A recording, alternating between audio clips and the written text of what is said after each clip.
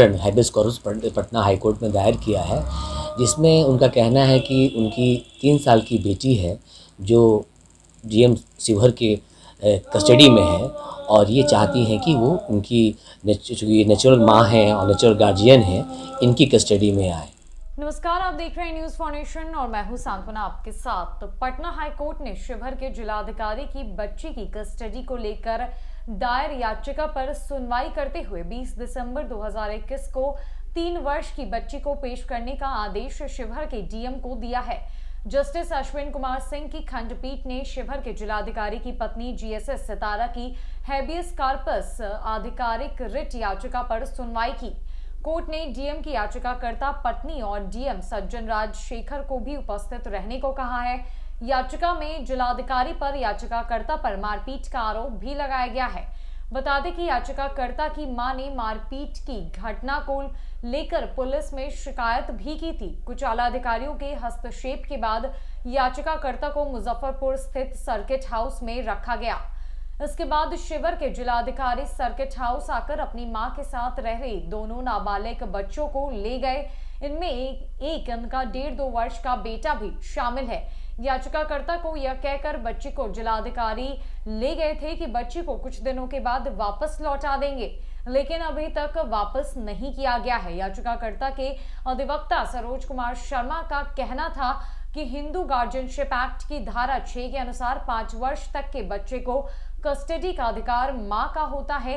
इसी एक्ट की धारा 13 के अनुसार बच्चे का हित ही सर्वश्रेष्ठ सोच होगा। बच्चे को अभी देखभाल और स्नेह की आवश्यकता है। ऐसे में क्या कुछ कहा है वकील सरोज शर्मा ने, आइए आपको वो सुनवाते हैं।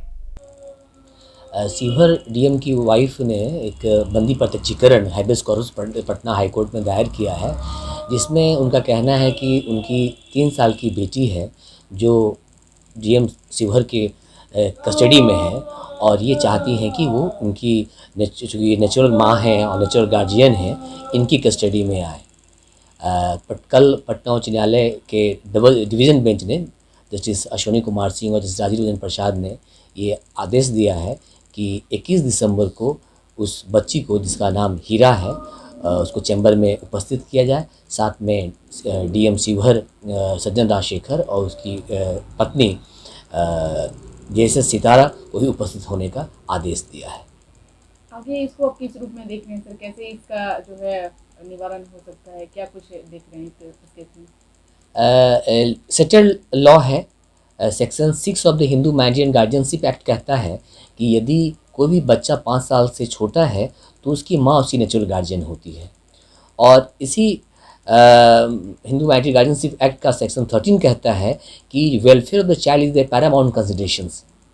तो इस लिहाज से माँ के पास ही छोटे बच्चे को रहना अत्यंत आवश्यक है, उसके भविष्य के लिए और उसके अच्छे जीवन के लिए।